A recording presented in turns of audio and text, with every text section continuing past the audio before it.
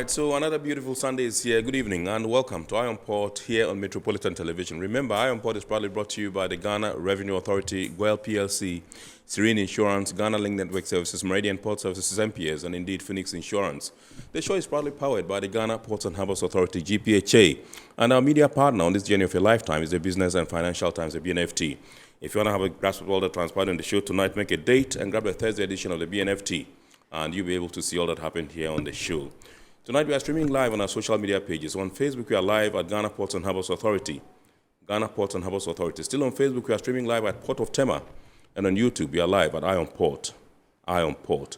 We shall be getting interactive with you as usual. And so all you have to do is sit back, relax and grab your phones and send us your messages and comments via our dedicated WhatsApp line 0559019177. 0559019177. When the time is ripe, we shall share them with the rest of the world. And then we shall also activate the phone lines along the line for you to call in and contribute to the discussion. My name is Kennedy Mona. We are going for a quick break. When we return, we'll continue the show. Please stay with us.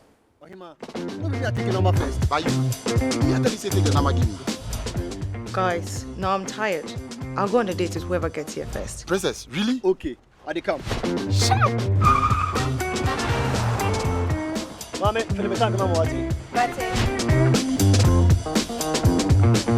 Boss, fill my tank with Super XP Ron 95. Fill up with Super XP Ron 95 and Diesel XP high performance products from GWEL.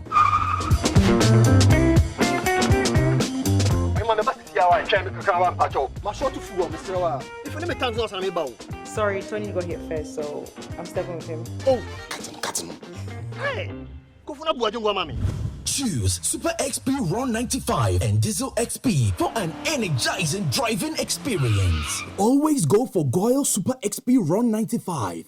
GWEL, good energy. GWEL is good energy. Electricity, pay your taxes. Yeah. Our taxes, our future. Because you see, without our taxes, we wouldn't have good roads, good schools, better hospitals, street lights, and other very important social amenities. When we pay our taxes, we give our children free and quality education. Talga, my money too small. Why should I pay my tax? Look, small. Salifo, it doesn't matter how small or big your business or income is. You still have to pay your taxes. The little taxes from each and every one of us, when put together, could give your community clean water or that deprived school with tables and chairs. Please pay your taxes. It is your responsibility. It is your civic duty. It is the law. Impressive factory. If only I had listened to you, I wouldn't have been in this mess. That devastating fire virtually wiped out the whole factory and my warehouse. Remember my misfortunes last year? Serene Insurance Asset All Risk Fire policy that I took were there to pay for my damaged stocks in the warehouse. And my machines that were affected by the floods have been replaced. My accident vehicle is back on the road thanks to Serene Insurance Motor Policy. Currently, my goods are on the IC covered with their marine cargo insurance policy. I was just telling Ajima about Serene Insurance. Oh, Ajima, tell him more. As a road contractor, I make sure I do my contractors all risk insurance for the projects and then workers' compensation for all the workers on site. With Serene Insurance, they will make sure they will cover your unknown tomorrow today. Serene Insurance, a new face of insurance. Call us now.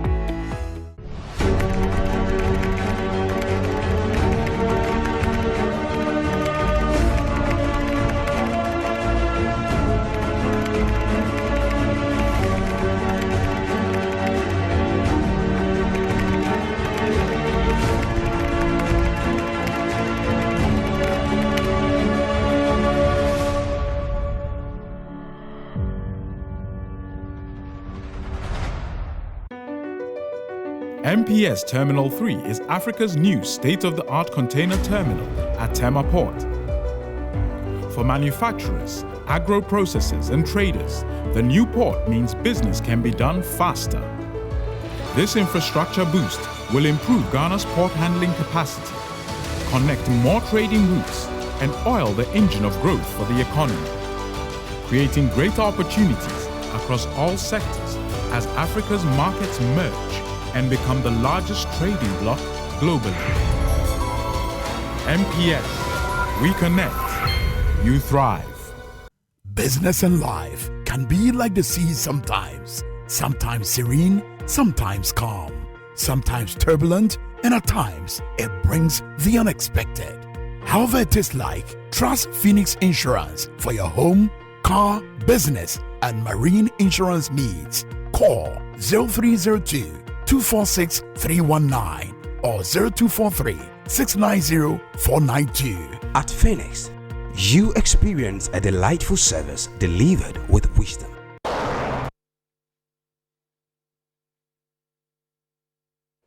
All right, so welcome back. We are now going to take a look at happenings in the port and shipping industry in the course of the week. And indeed, in the course of the week, United States delegation visited the fishing harbor in the port of Tema, and this was centered on illegal, unregulated, and unreported fishing. I'll tell you all about that particular story, plus the fact that the first cohort of the GPHA CILT machine operation training also took place, and it was launched, and we saw some people graduating on that particular day. We have details of these stories and more for you. Please enjoy. The acting U.S. Assistant Secretary of State for Oceans and International Environmental and Scientific Affairs, Jennifer R. Littlejohn, has visited Ghana as part of a working tour to 3 coastal countries. Her visit centers on nature and marine conservation, plastic pollution, the climate crisis, deforestation, nature crimes, civil and commercial space activities, and the sustainable blue economy. In Ghana, she met with partners associated with U.S.-supported projects helping to rebuild and protect Ghana's coastal fisheries and engage with university students studying environmental issues. She led a delegation to the Tema fishing harbor to gain first-hand experience of ongoing initiatives to curb illegal, unregulated, and unreported fishing in the industrial, semi-industrial, and artisanal sectors of the fishing industry. She also chaired an open forum with the fishing community to discuss the various practical impediments to safe, wholesome, and legal fishing in Ghana.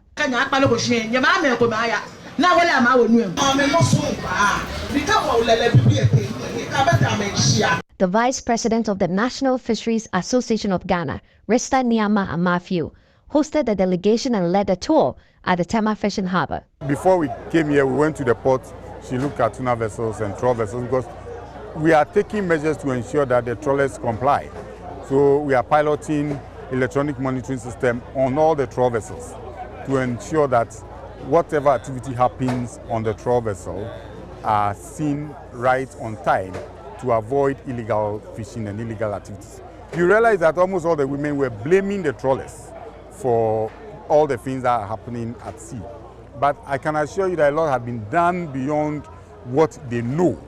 He said such forums give stakeholders the opportunity to develop an appreciable perspective on environmental issues in the marine fisheries sector. So now that you've been able to deal with significantly the activities of trawl that could be said to be illegal, now we now expect the Commission, probably working with those of us in the industry, to engage. This is an eye-opening experience. Sadly, it happened before a foreigner. That everything wrong in Ghana is about foreigners. But it's also an opportunity for us to now engage them more and let them know that we could do better. A senior researcher at the Center for Maritime Law and Security Africa, Dr. Rebecca Isamwa, said Jennifer Littlejohn's visit has come at an opportune time to disabuse the notion of some sections of the industry in the nation's direction on IUU fishing. One thing that they mentioned clearly was that they couldn't tell the difference between IUU caught fish and fish that was properly caught, in the sense that was not IUU. And so I think that coming on board through the government, helping them to identify what IUU fish is, helping them to understand, whether through infographics, whether through more media coverage, including them in the decision making, it's important. And on their part, we need them to understand and not to follow the narrative that IUU is not by them and that is by the industrial trawlers. We need to help them understand that it's on both sides and they need to help curb it. The Ghana Ports and Harbours Authority recognizes the vital role of skilled machine operators in the discharge of duties at Ghana's ports. The organization does not only invest in the professional growth of its employees, but also demonstrates its commitment to upholding the highest standard of operational excellence and safety. To this end, the Learning and Development School of GPHA has partnered with the Chartered Institute of Logistics and Transport Ghana to launch a machine operation training program to empower individuals with the skills and knowledge needed to excel in the field of machine operations and address the skills shortage in the maritime sector. Earlier this week, a graduation ceremony was held for the first cohort of 30 trainees in this program. This month-long training program consisted of 1 week of intensive tutoring and 3 weeks of field work. The general manager in charge of administration at GPHA, Kwabna Edusafo, indicated that the international status of this certification will enable operators qualify for jobs in the global maritime industry. This is a very important collaboration because what we have done is to try and elevate this training program to an international status where this certificate that you'll be offered today is recognized everywhere. And for me, it is an important collaboration. Not only are we training operators for our local community, but also to benefit other sister ports and other countries. The president of the Chartered Institute of Logistics and Transport Ghana, Engineer Mark Amwama, underscored the importance of continuous personal and professional development in keeping abreast with the ever-evolving technology in logistics. The logistics and transport industry is constantly evolving, driven by technological advancements, industry best practices, and evolving supply chain dynamics.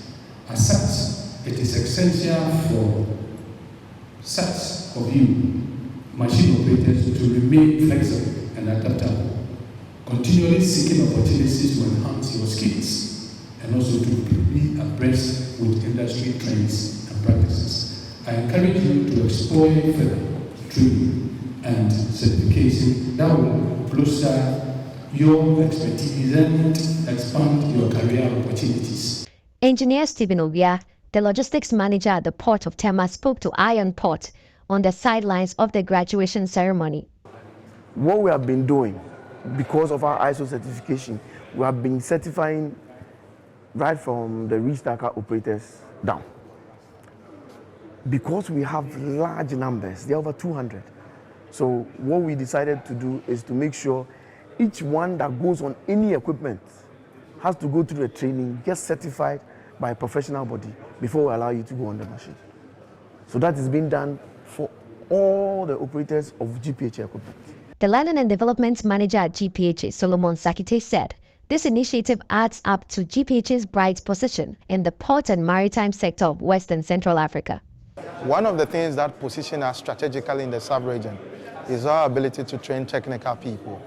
Within the sub-region, from Nigeria straight down to Mauritania, it has positioned us strategically as we play that pivotal role. And what we want to do is, when people come and we train them, we want them to have that international recognition so that the benchmarking would be with international. So that certification and that collaboration with CILT is going to enhance for us to achieve that objective of having that international recognition for the certificates we issue to the participants.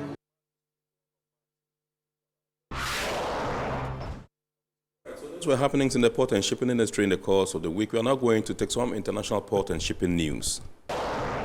U.S. Environmental Protection Agency has launched the $3 billion Clean Ports program to fund zero-emission port equipment and infrastructure to tackle the climate crisis and improve air quality at U.S. ports. The Clean Ports program is designed to help ports across the country transition to fully zero-emissions operations, serving as a catalyst for transformational change across the freight sector. To achieve this, EPA is releasing 2 separate notice of funding opportunities as part of the $3 billion project. The nearly $2.8 billion zero-emission technology deployment competition would directly fund zero-emission port equipment and infrastructure to reduce mobile source emissions at U.S. ports.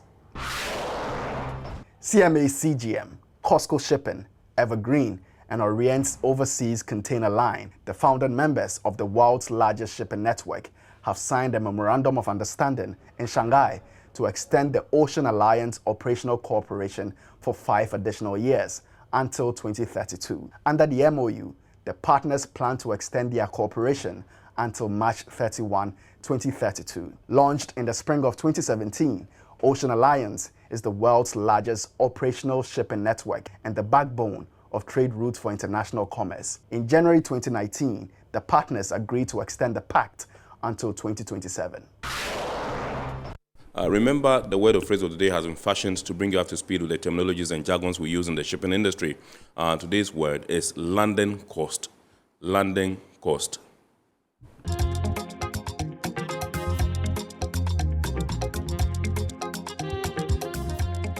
Landed cost refers to the total cost of a shipment delivered to a named location, specifically the cost of goods plus all associated shipping costs.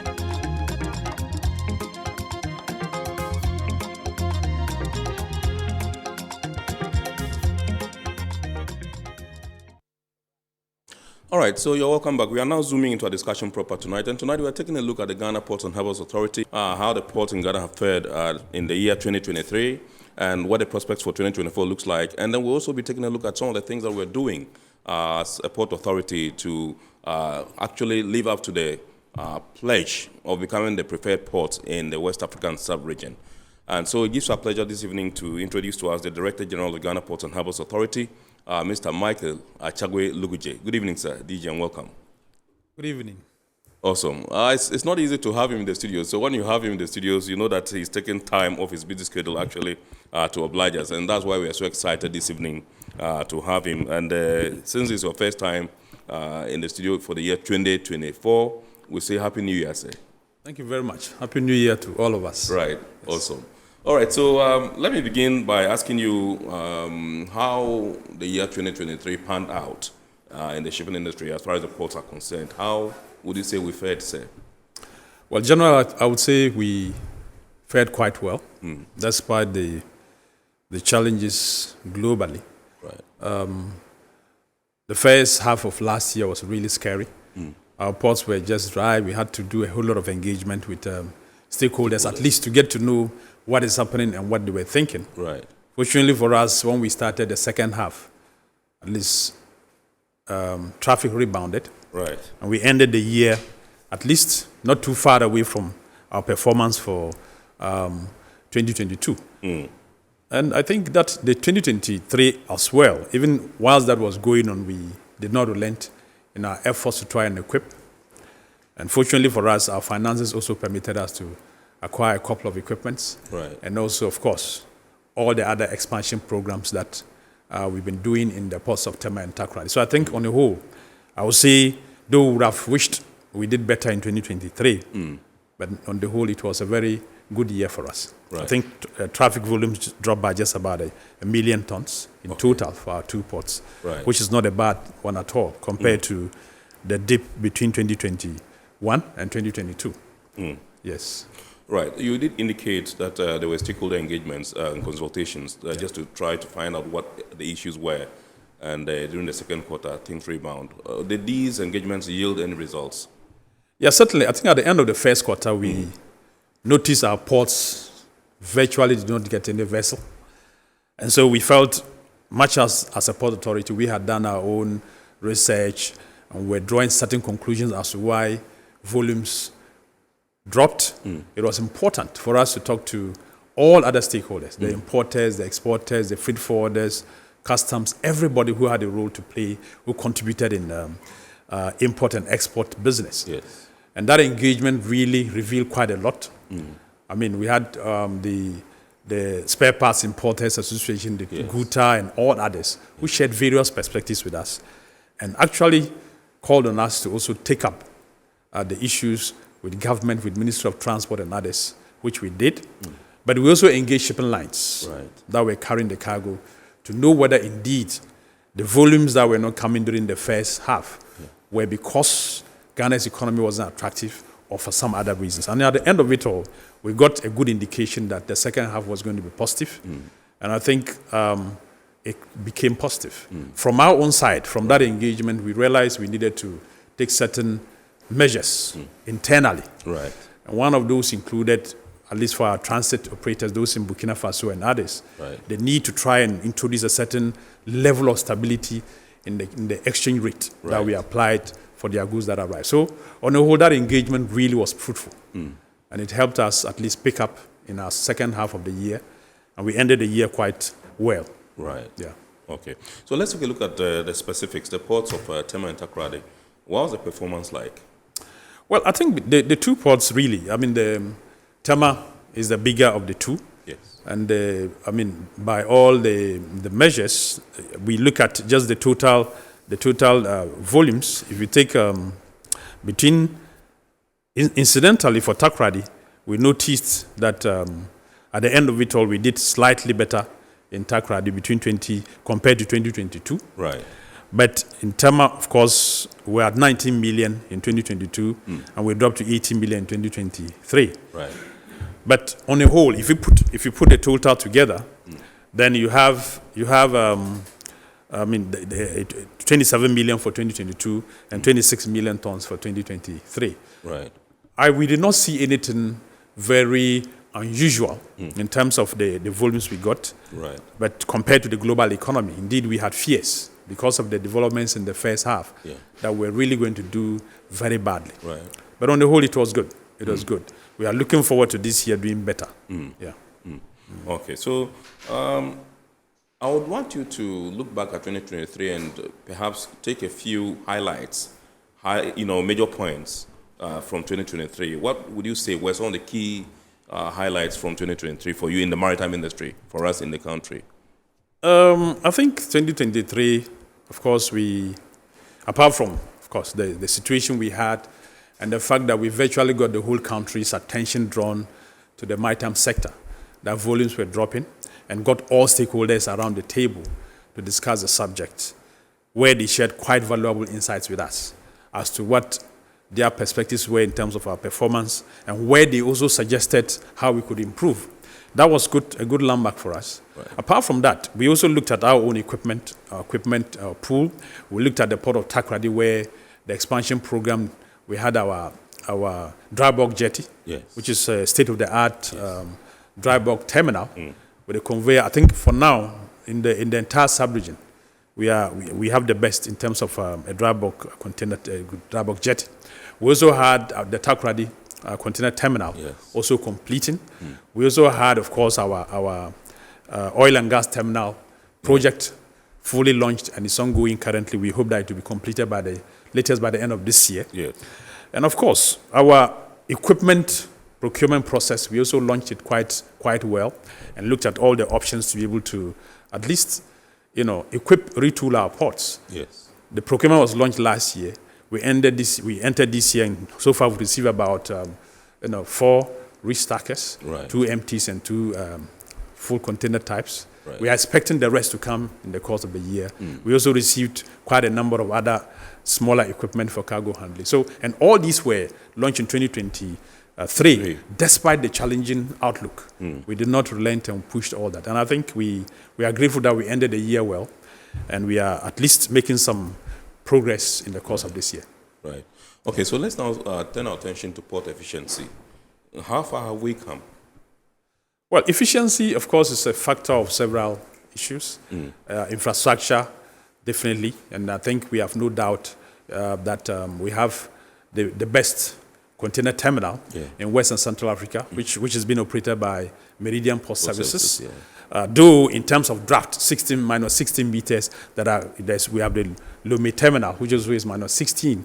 We have a couple of them coming up. But in terms of efficiency and state-of-the-art equipment, MPS Terminal 3 in Tema Port is leading. And I think if you look at even the development so far, in terms of this year, where we are receiving, I think we even started that development last year. Right. We are receiving direct calls of the biggest vessels calling.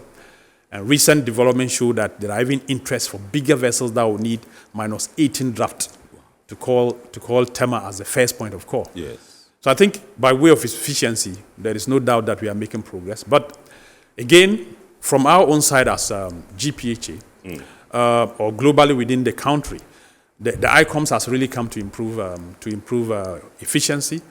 Of course, that all comes under the Vice President's, paperless port project, which we've been pursuing since 2017. ICOMS came to really consolidate those days the GCNet and West Blue program into one single end-to-end cargo clearance process. Right. And I think so far we've seen significant efficiency gains since that platform came on board. Right. And on a daily basis, stakeholders are engaging and looking at all the loose ends that can be further improved. Right. So I think in terms of efficiency, I mean, we are doing quite well. When we did our own little assessment of what happens in other ports, if you look at the volumes we are receiving and the level of efficiency we are achieving, I think we can at least be proud of ourselves. Right. Yeah. Awesome. All right. So every organization thrives on the quality of its human resource. They place premium on the kind of human resource that they have. I just wanted to tell us about GPHA staff, the employees, and how they are contributing to the growth of the authority. Well, every organization's prime asset is the human resource. Right. Because no matter how advanced technology goes, no matter how much, there will still be a human being behind somewhere who would at least manipulate the equipment for it to produce. So GPHA, we prioritize our human resource from inception, training of our human resource and motivating the human resource to do their best has always been the center of our every management's concern.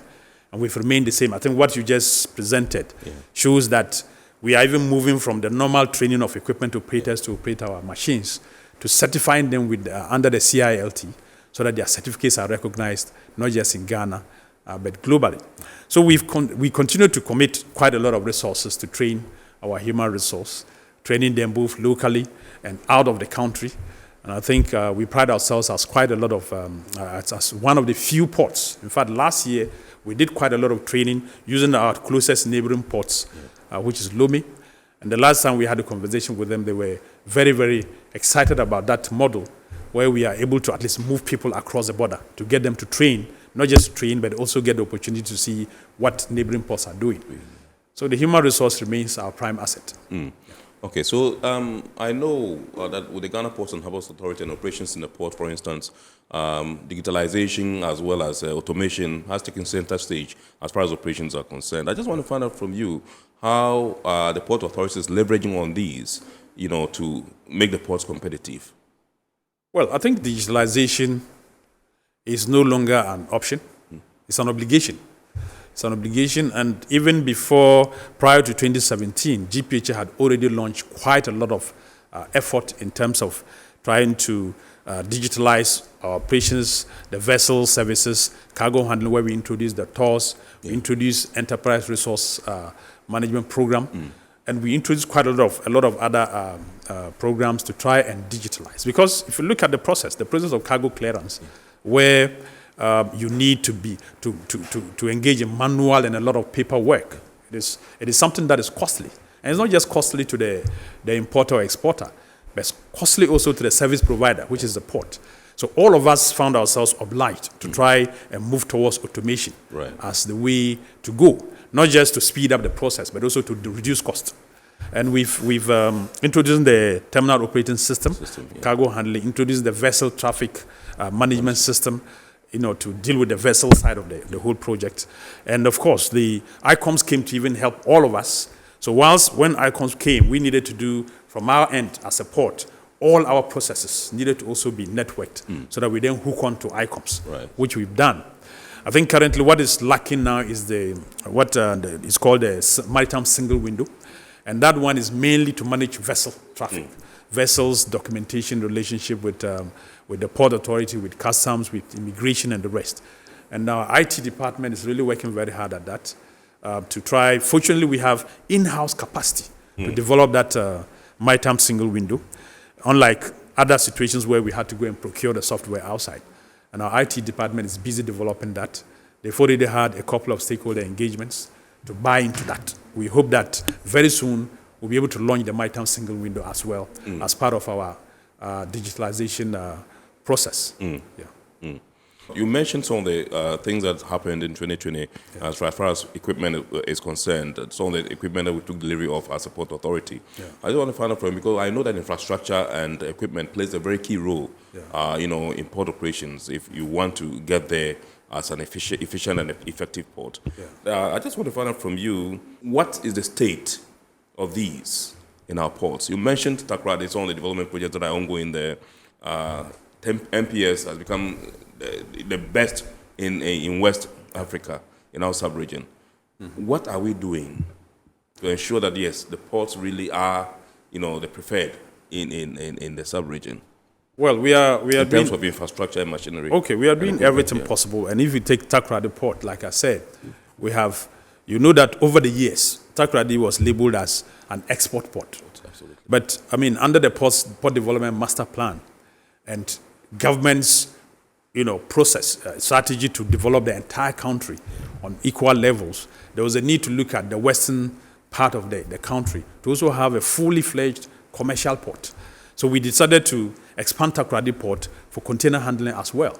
And currently, the Takoradi Port's container terminal, which is being operated by Atlantic Terminal Services Limited, is developed also at the same level with MPS Terminal 3 in Tema in terms of draft. It also has minus 16 meters. Right. It's just that naturally, because of its the volumes that are not very high there, it is not as equipped as Tema.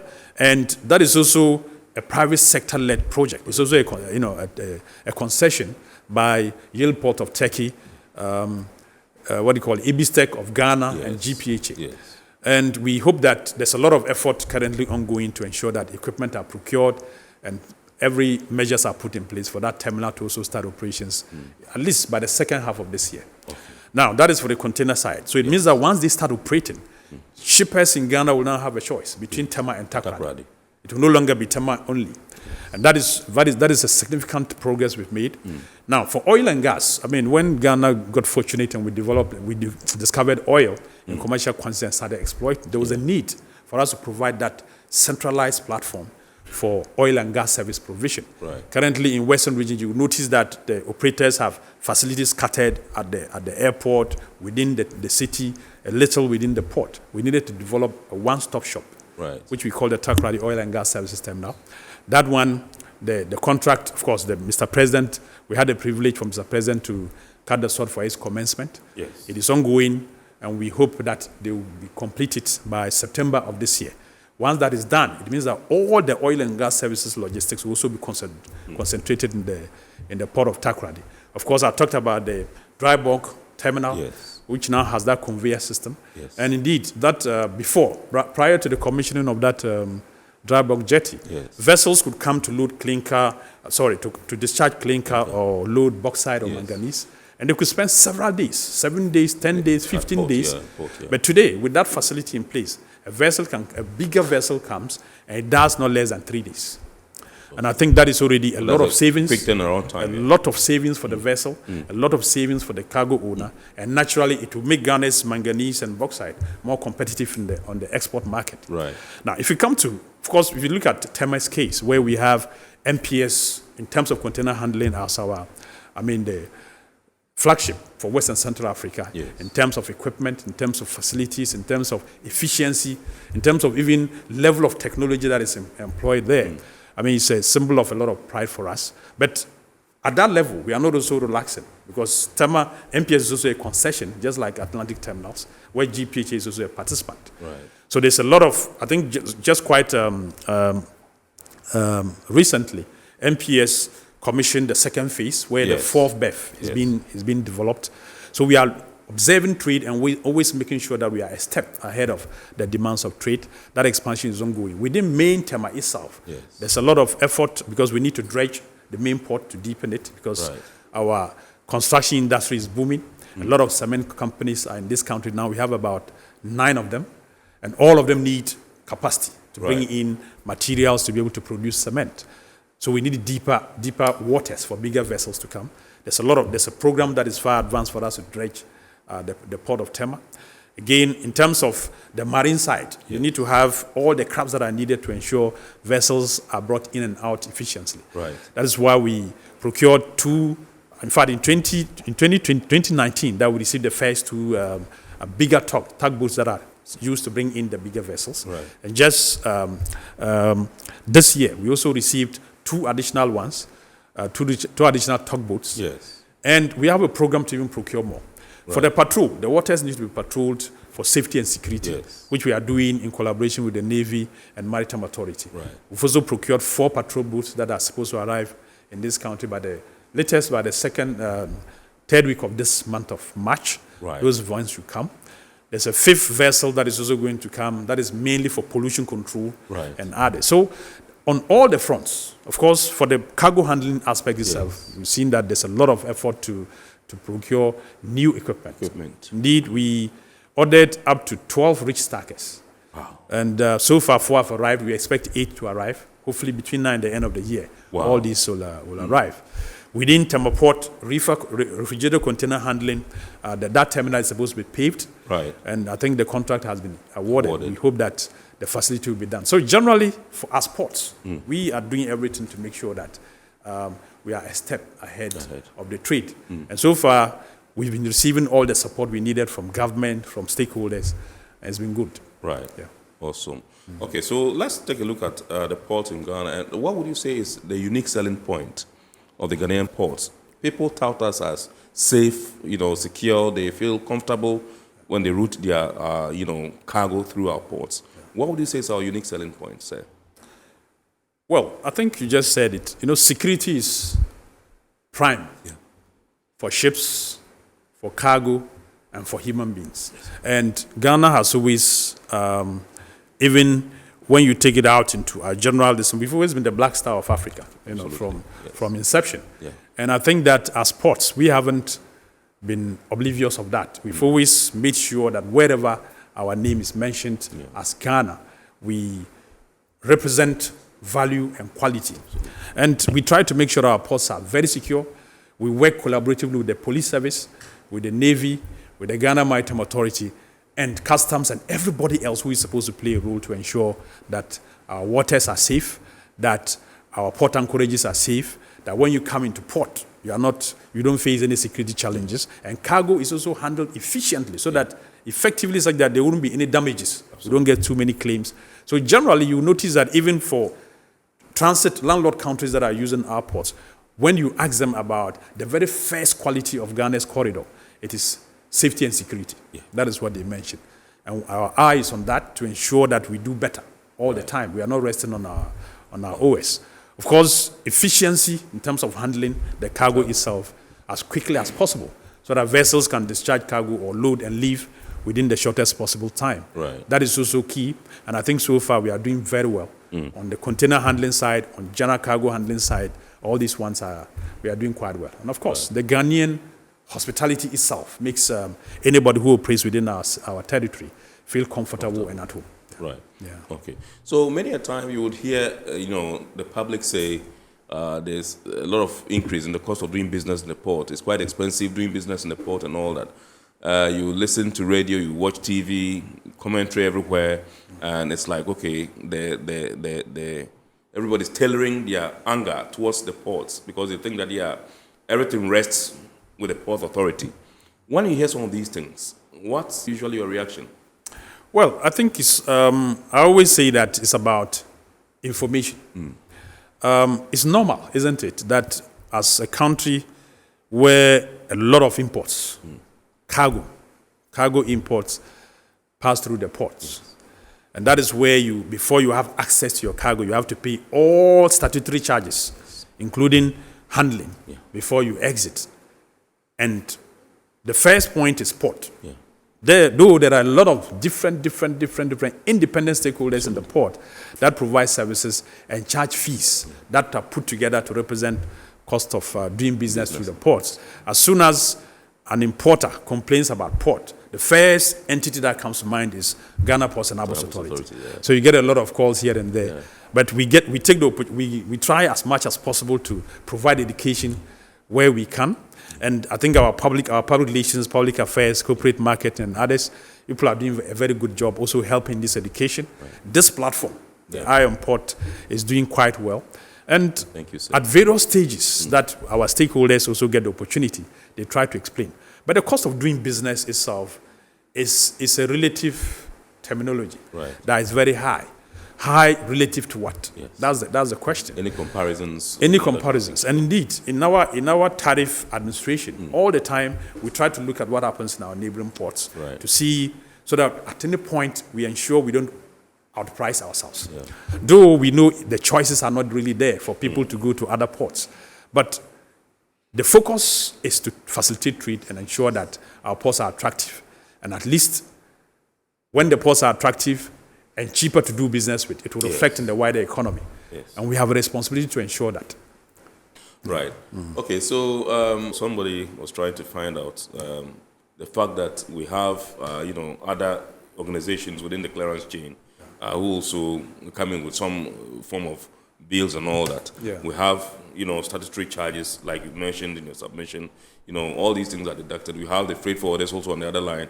And sometimes you find some of these people charging, their clients some monies that they don't understand. And so, the general perception is that, okay, the cost of doing business in the ports is very high.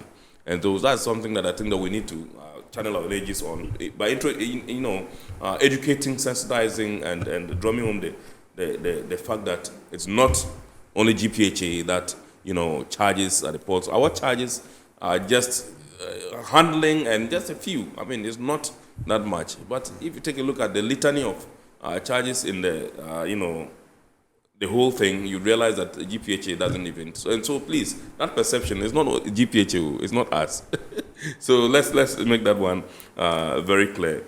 In terms of making business very easy, the ease of doing business, are there any things that we are doing?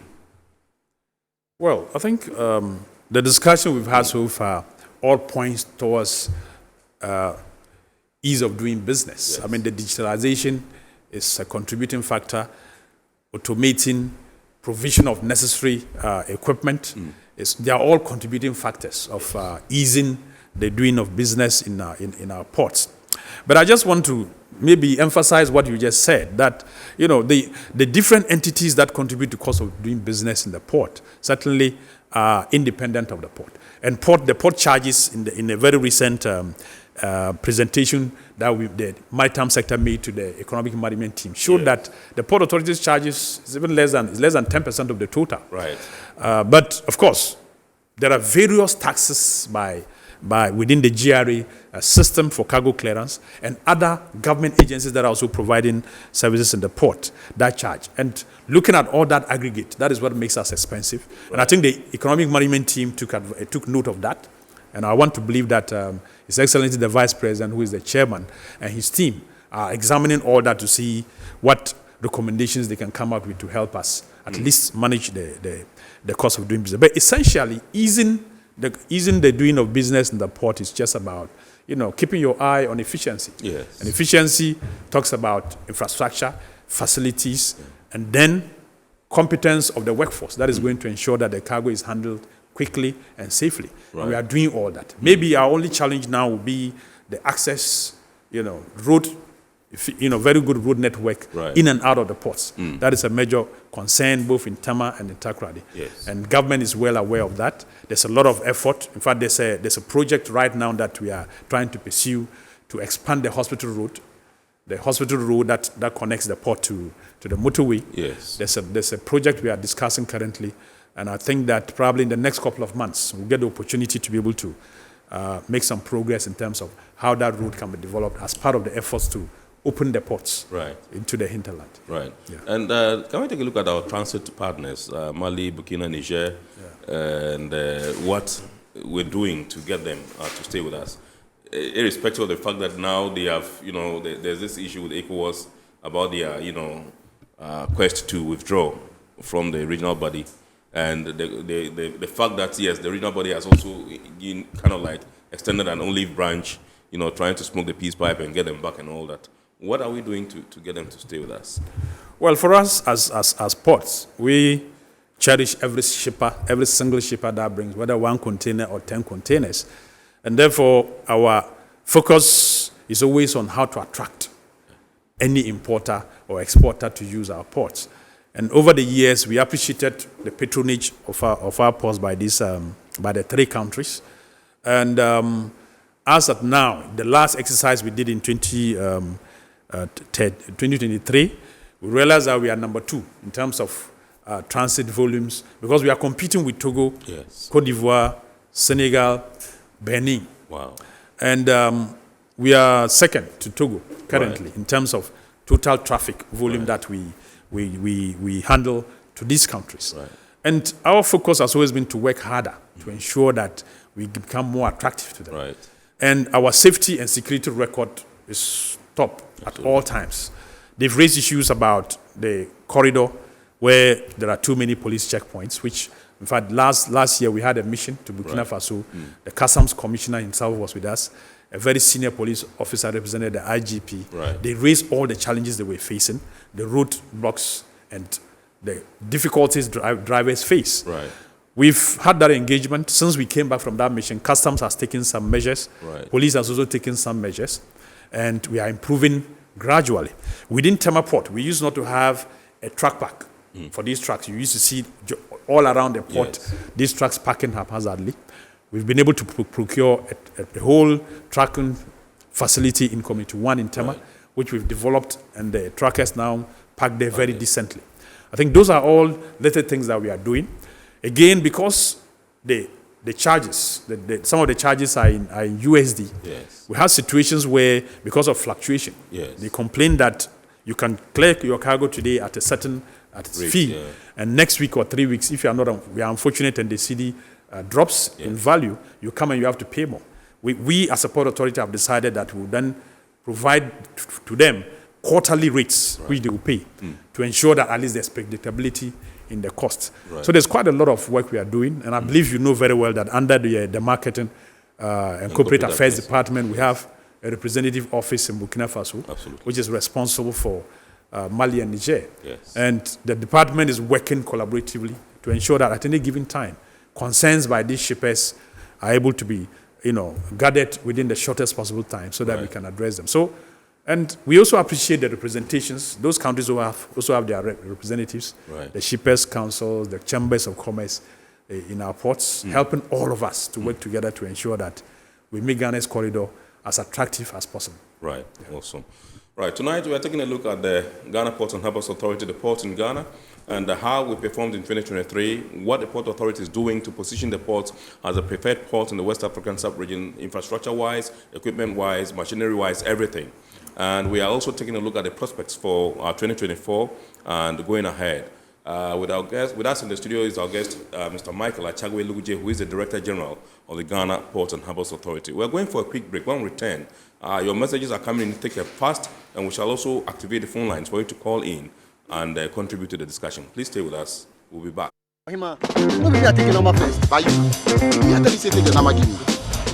Guys, now I'm tired. I'll go on a date with whoever gets here first. Princess, really? Okay, I come.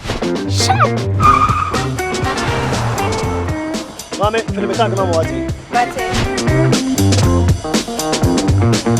Boss, fill my tank with Super XP Ron 95. Fill up with Super XP Ron 95 and Diesel XP high performance products from Goyle.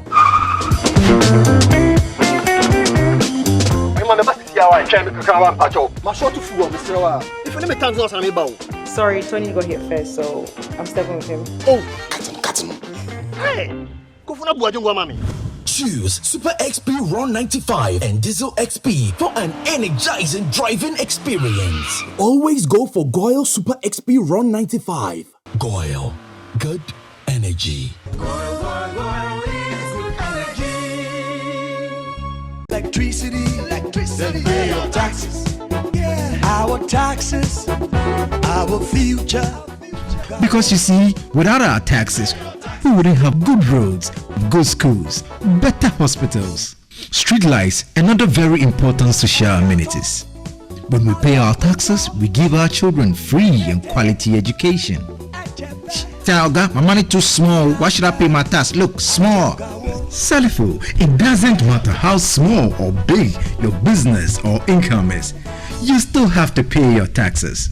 The little taxes from each and every one of us, when put together, could give your community clean water or that deprived school with tables and chairs. Please pay your taxes. It is your responsibility. It is your civic duty. It is the law. Impressive factory. If only I had listened to you, I wouldn't have been in this mess. That devastating fire virtually wiped out the whole factory and my warehouse. Remember my misfortunes last year? Serene Insurance Asset All Risk Fire policy that I took were there to pay for my damaged stocks in the warehouse, and my machines that were affected by the floods have been replaced. My accident vehicle is back on the road thanks to Serene Insurance motor policy. Currently, my goods are on the high seas, covered with their marine cargo insurance policy. I was just telling Ajima about Serene Insurance. Oh, Ajima, tell him more. As a road contractor, I make sure I do my contractors all risk insurance for the projects, and then workers' compensation for all the workers on site. With Serene Insurance, they will make sure they will cover your unknown tomorrow today. Serene Insurance, a new face of insurance. Call us now.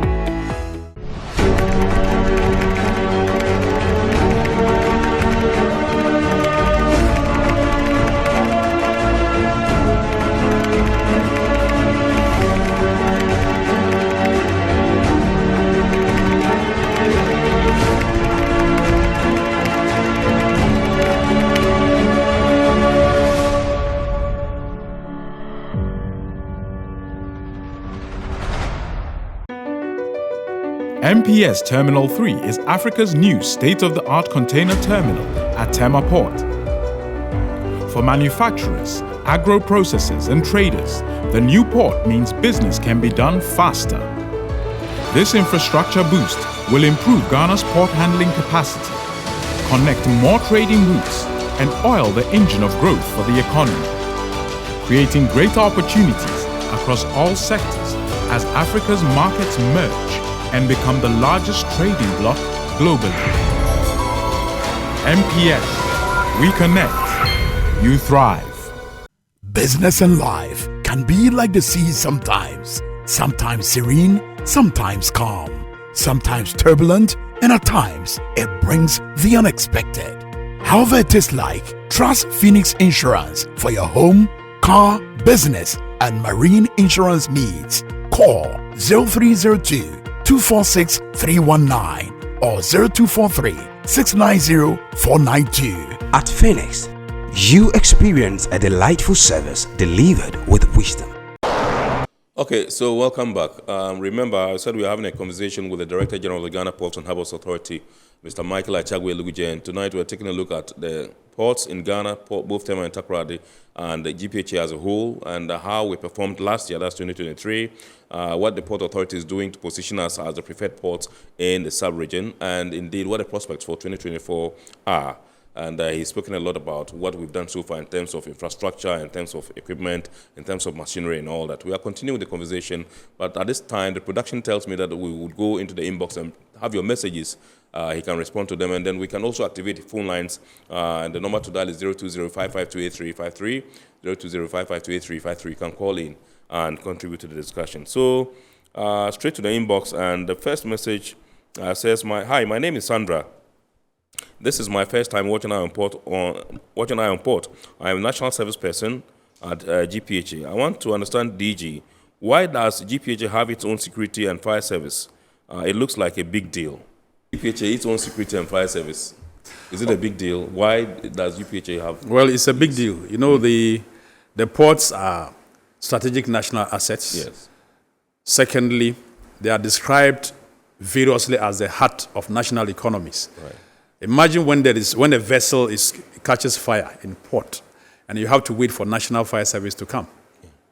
You have to respond just in time, and that is why once a vessel is at port, there's fire that is standing by to ensure that if anything happens, you can deal with it within just seconds. Right. So it's important. Again, security. If you look at the nature of security, we cannot rely on national security apparatus. We are collaborating with them. If you come to Tema Port, for example, you see that the regional police command is located inside the port, the district police command is located inside the port, but they are responsible for Tema region. And so they are supporting us all right, but we need to have our own security that are trained purposely to provide security to the port. Right. And security in the port is not just about guarding the gates. It's also about understanding cargo shipment documentation, truck documentation, so that when a truck is entering the port or leaving the port, the security man is not just to open the gate, but to also understand if the truck has complied with all clearance procedures in the port before leaving. So it's important to have our own fire and security departments. All right. We'll continue the messages, but I understand we have a caller on the line. Good evening, sir. Good evening. Yes. My name is Alasan. I'm calling you from Trazaco. Please go ahead. Thank you so much for this opportunity. Yes. Let me use this opportunity to thank the big man, Director General. Right. He's fantastic. Okay.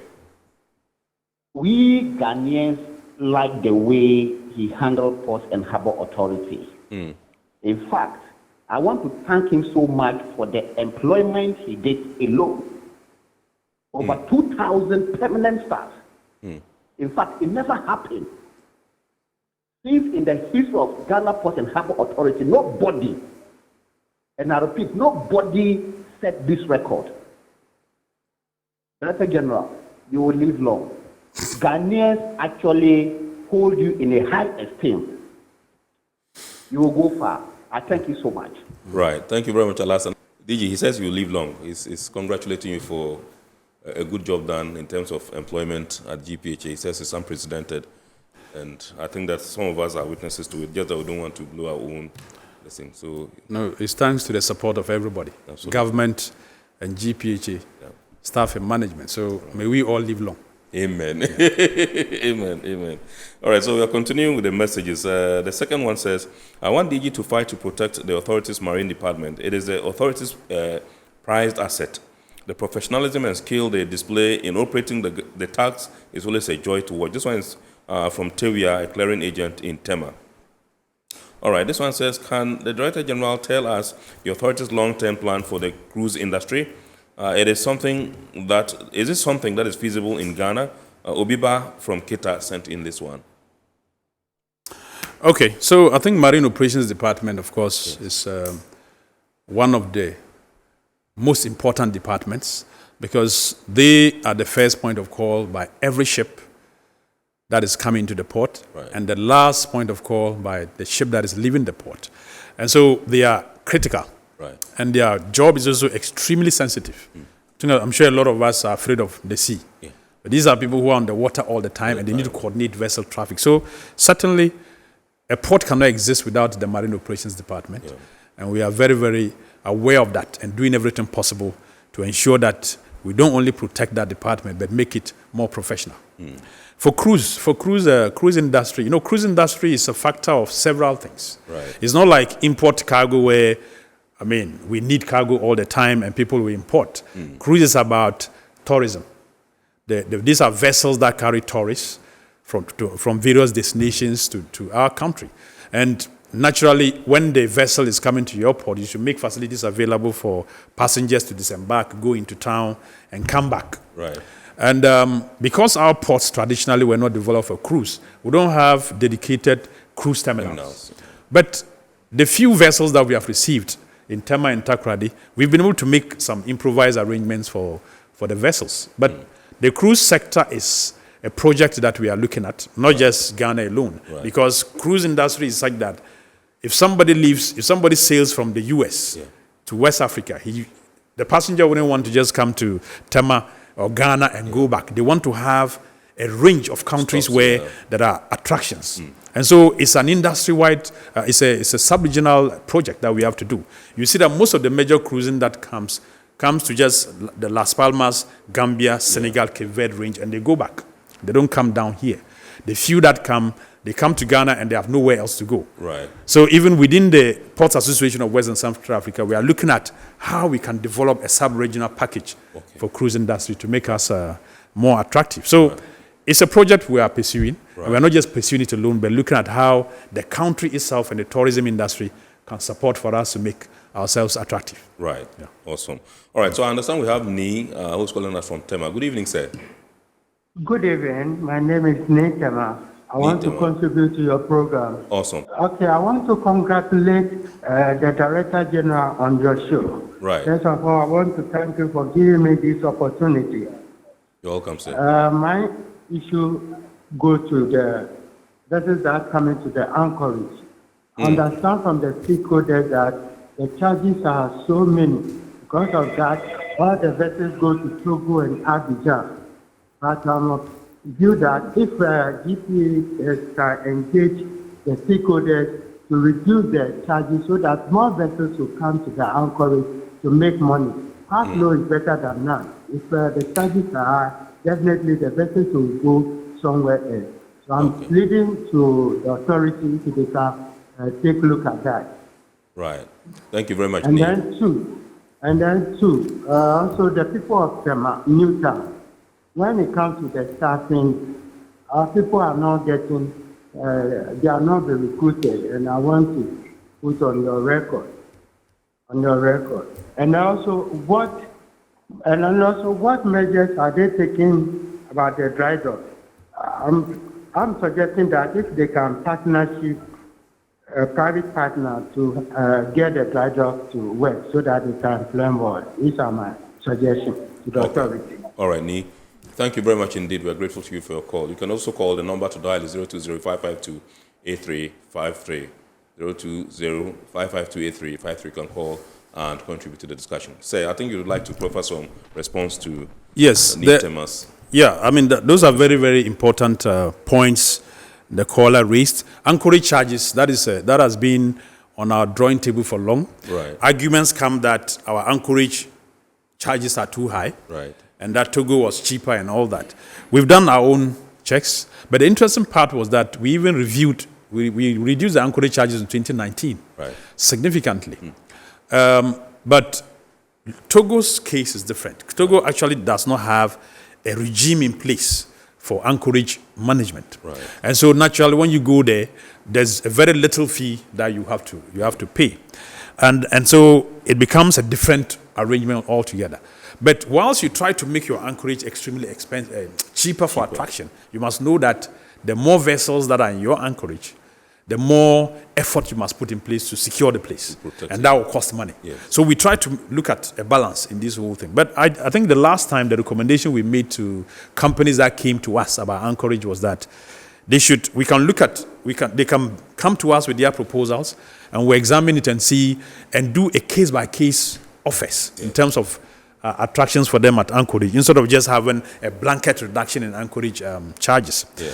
Again, apart from just the charges, we are also looking at security. Right. And that one we are working with the Maritime Authority and the Navy as well. You know, the Maritime Authority also charges something. We are talking to them to look at it from the commercial point of view. Right. And then they can also at least review their charges so that together we can provide a more attractive anchorage program. The Tema Newtown and recruitment, I think that the Traditional Council, we've been engaging them constantly over the years on opportunities for Tema Newtown people when jobs or employment comes up. And I think quite a good number are there. And anytime there are opportunities, the first point of call is the Traditional Council and then the members of Parliament, the district, the mayor's office and the rest to try and make sure that we got representation. Right. And I remember 2 years ago when that, this same kind of complaint was made, we tried to look at the numbers from the Pong area, the Newtown area, the main Tema and the rest. And quite a good number are there. And anytime there are opportunities, that is the first thing we look at to make sure they are represented. But we'll keep doing that because it's an organization that has no branches. Absolutely. It is a port authority that is only in Tema and Takoradi. So when there are opportunities, we try to look at it globally to cover the entire country to the best of our ability. So we are quite interested in that, and we'll keep doing the best to give more opportunities to Newtown people. The dry dock Tema shipyard is strategic to government. A lot of efforts have been made since 2016, late 2016 into 2017 to find a strategic partner, a private sector operator who will help us revamp that facility. But we realized that we haven't been able to get a very attractive proposal from a private sector operator yet. So there's a lot of effort. That search is still ongoing. A number of people express interest, but when they present their offering, you realize that it is not to the best of value for government. And so that is what is going on. But I think right now there's a lot of a new arrangement to try and introduce different small-scale kind of licensing type of operators. Because before we're looking at the concession, like we are doing in the port for container terminal, but we noticed that the concession part of it requires huge investment. Right. And to get such investors is quite difficult. Absolutely. So we've introduced a new arrangement where licensees will come You come as a licensee for just a few number of years. You bring your own equipment. Right. You market the shipyard. Right. Vessels come under your license. Right. You repair them. And whilst we are doing that, we can then look at the longer-term plan Right. to provide resources that can help us really revamp that facility to modern status. Right. So there's a lot of strategic interest by government to get private sector participation in modernizing the shipyard. Okay. Yeah. All right. Okay, so I understand that we have Frederick who's calling us all the way from Tema as well. Good evening, sir. Yeah, good evening, Aaron Port. Yes. And good evening to the Director General of Ghana Port and Harbour. Please go ahead, sir.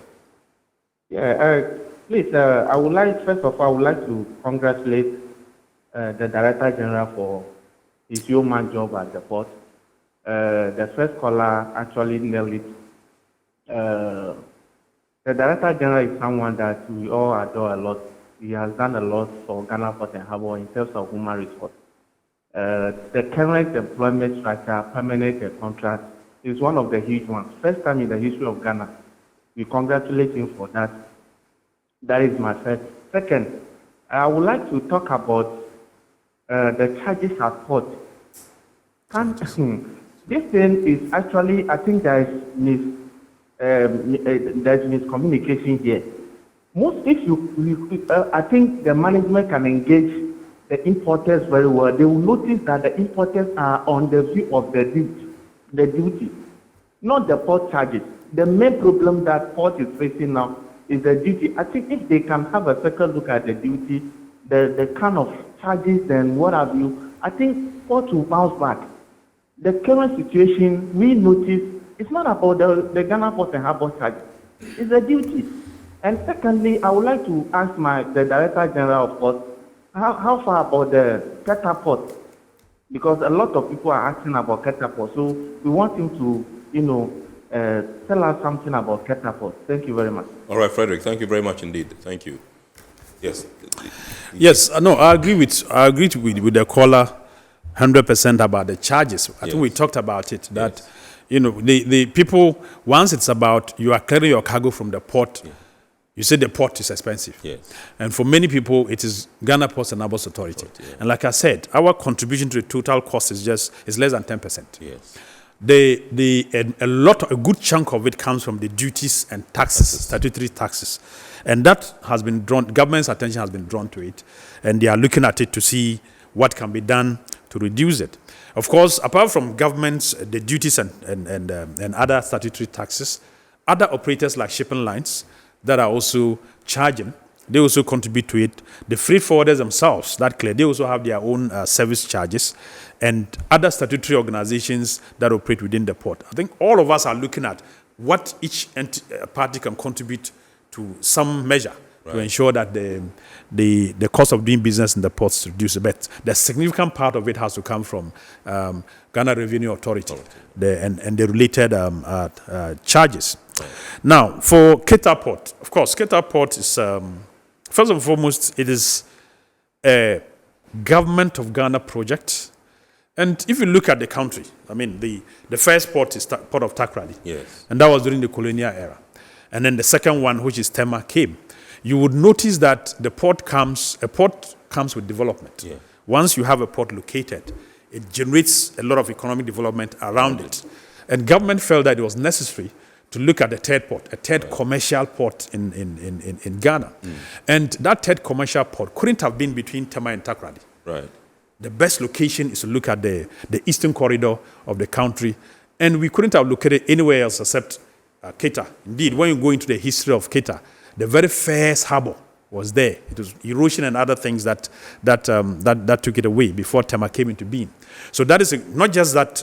We also have, if you follow studies quite well, you notice that within the Keta Basin, there's oil potential there. And then inland into the Volta region, there's a lot of agric potential and other mineral deposits there. So it was important to try to look at a third commercial port that will be developed. And that is why government took up this project. And one thing we've realized is that people consider the port as something you can build like a house. Yes. Within a few months, there's a port. That is not it. That's not what it is. The port especially a seaport in particular, is a lot of work and a lot of planning is involved. If you look at even Tema, let's just use Tema for example. It took Tema from the concept, the design, the development, till we opened it for the first cargo to start working, a minimum of 15 years to work on. But you started talking about the port, and you had to go through the process for 15 good years before you got it open to commercial business. So Keta couldn't have been different. And again, the difference with Keta is that Tema was coming at a time where you had only Takoradi, which was an old colonial facility. So we are building the first commercial port. Now, Keta is coming at a time that you have a full-fledged Tema port that is running, a full-fledged Takoradi port that is running, a full-fledged Lome port, which is at the next border. So there's a lot of consideration to plan that port and ensure that you develop it under a model that will be profitable, that will make it attractive for business. And that is why it is. And so far, we started in 2017, and we needed to go through a process. First, engage the community and be sure that there is a particular location that is suitable for the port. The next is to try and at least get government, the president, to issue an executive instrument declaring that area as a port. The next is to get all the engineering work that will go into it to be sure that a port can actually be located there.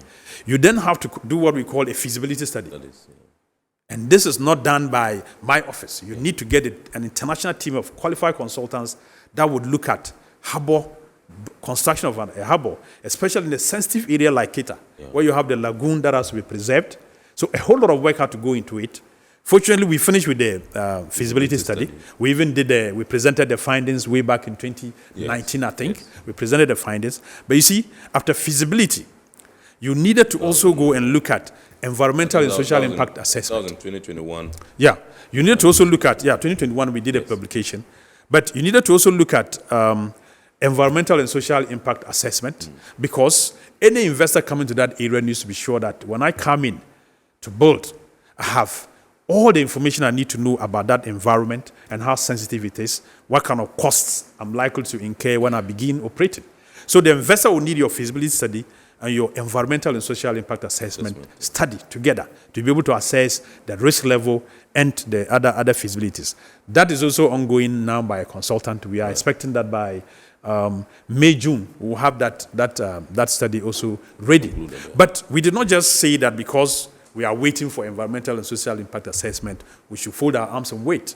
We went out there to publish that whole project. We invited interested investors. We've received quite a lot of interest, but just expressing an interest to build a port is different from going a step further to demonstrate your capacity to do that. Right.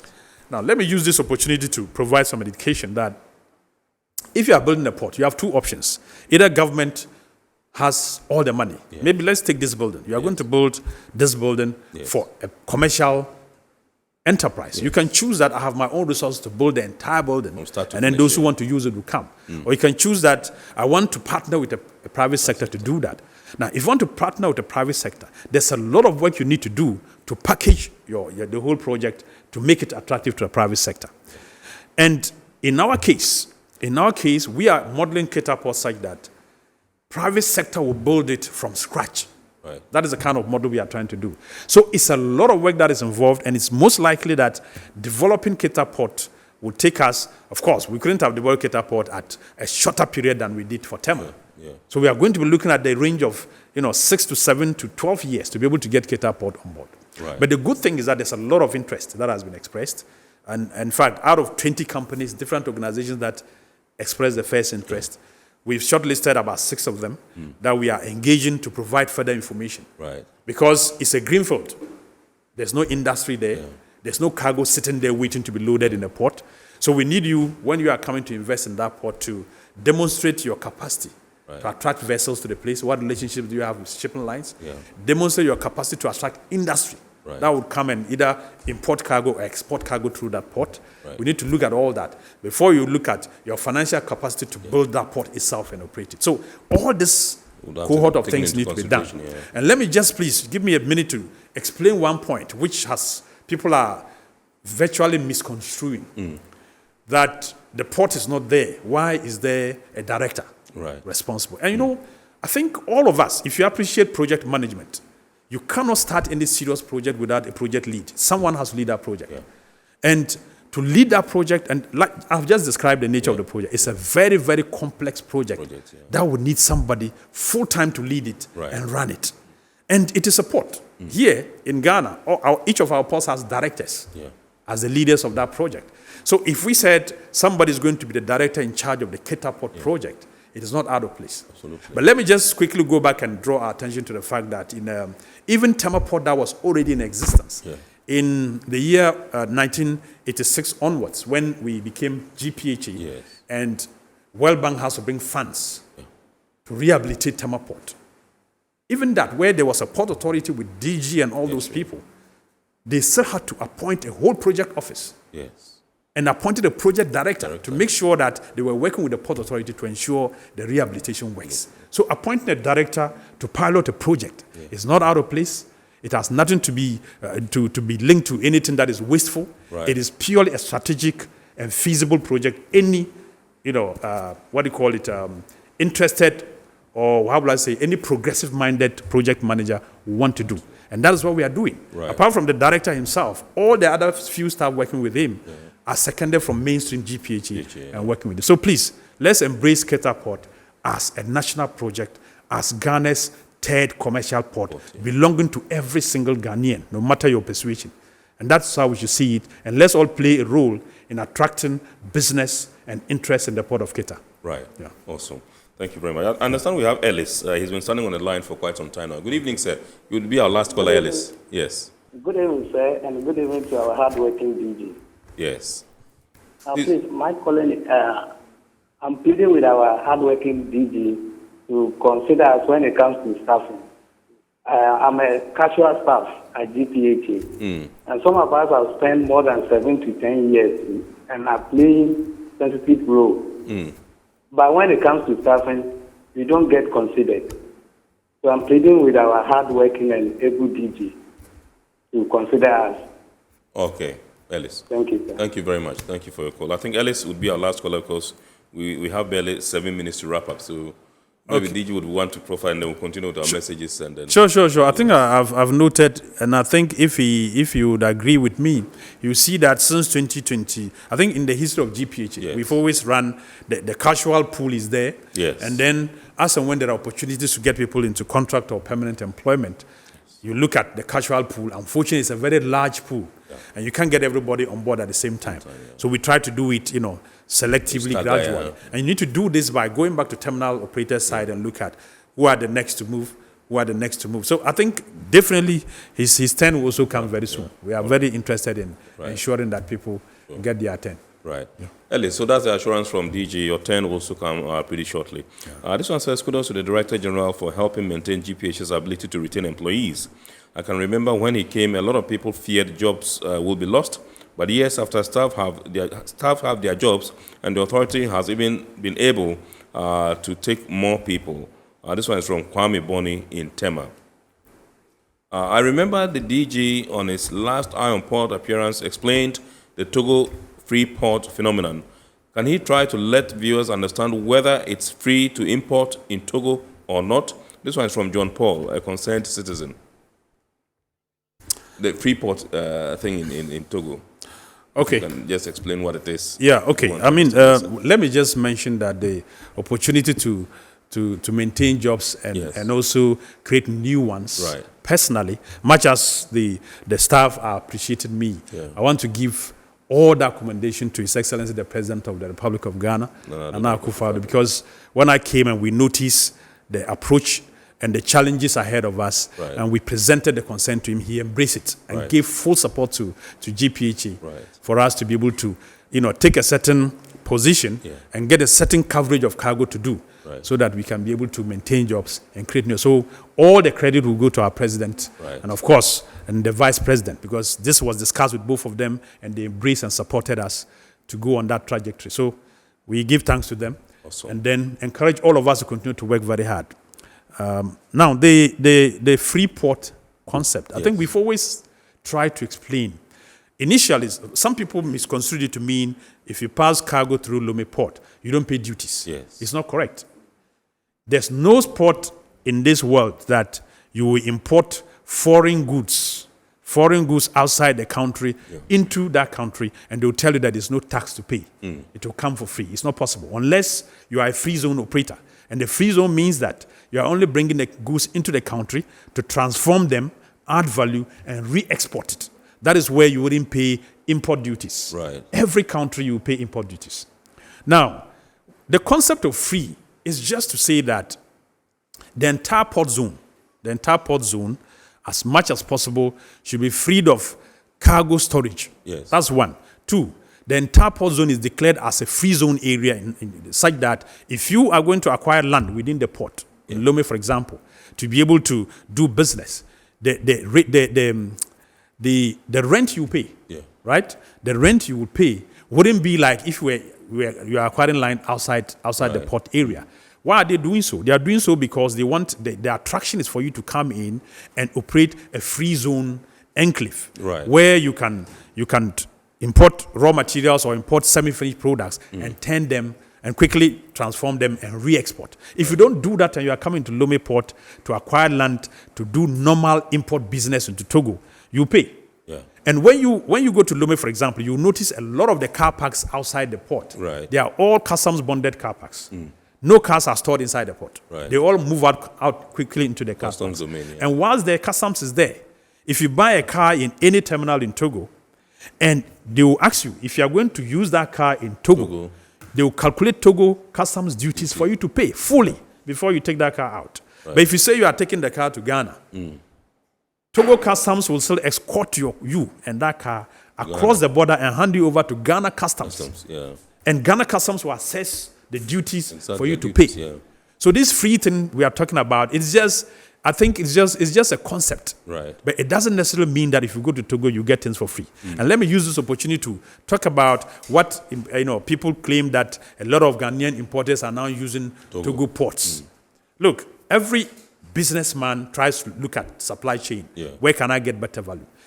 We are told that they've developed warehouses in Lome and they import and then they come. And I ask my question, if you are an importer for Ghana's market and you develop a warehouse in Lome, you import transit cargo into Lome, it means that Lome customs will make sure that that cargo has to cross into Ghana. Now, how do you get into Ghana without paying duties? It means you smuggle it. If you smuggle it, that is criminal.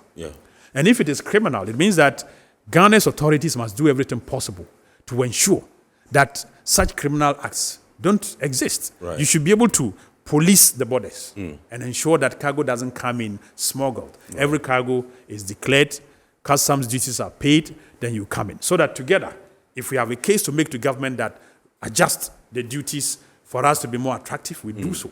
Rather than going to develop a warehouse in Lome, import cargo and say it is in transit to Ghana, then you find a way of illegally bringing it into the country and then claiming that it's because taxes are very high in Ghana. I think that we are all responsible for the development of our country, and we shouldn't behave in any way that would let it look like it is somebody else's responsibility. Yet our own conduct is contributing to underdevelopment.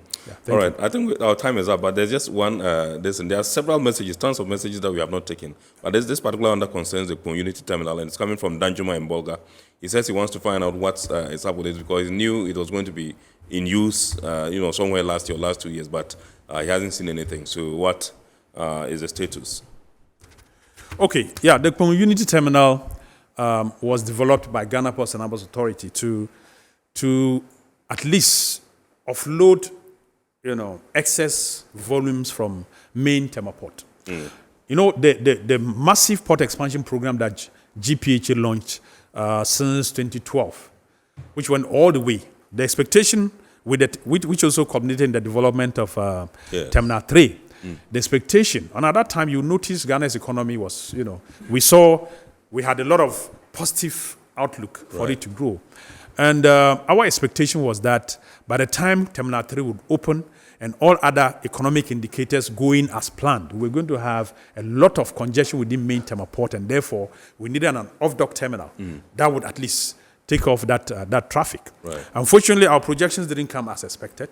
So we developed that facility. We started 2017, 2018. We noticed volumes didn't really increase that much as we expected. That is one. Secondly, the massive expansion we had done we had taken a lot of loans to do that. Right. So by the time we were prepared to go to Pung, we noticed we didn't have sufficient equipment to be able to relocate. Right. And Pung is outside the port. Yes. Once you go there, you have to set full workshop. Absolutely. Currently, within the main port, we are able to shift equipment around terminals. Right. Now, to go to Pung, we need to procure sufficient equipment and set up permanent workshop there to do that. So that is what we've been working on in the last 2 years. Right. We initially had made provisions to move to Pung last year. Unfortunately, supply chain disruptions because of this Russian-Ukraine war, whilst we were ready, we had paid for equipment, but arrivals, delivery also delayed us. So we were expecting, we are still expecting that if we get all our equipment we've ordered delivered between now and the close of this year, then it's most likely that first quarter of next year we'll be able to start using Pung. Right. Yeah. All right. So they say time flies very quickly when you're in good company and having a good conversation. And this is what has happened to us tonight. We would like to say a big thanks to Mr. Michael Achagwe-Luguje, the Director General of the Ghana Ports and Harbours Authority, for having time to come and then share some thoughts with us. We've been talking about the ports in Ghana, Tema, Takoradi, and GPHA as a whole, and how 23 panned out, how we are positioning the ports to be the preferred ports in the sub-region, and what 2024 looks like. And he's answered most of your questions.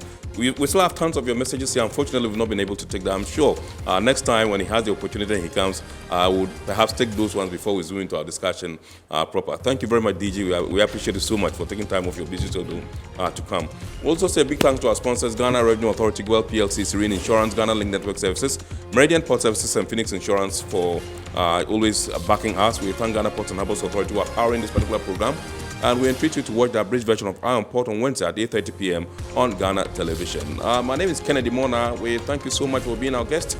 And God willing, next week we shall bounce back with another wonderful edition of Eye on Port. We wish you a super week ahead. I'll say good evening.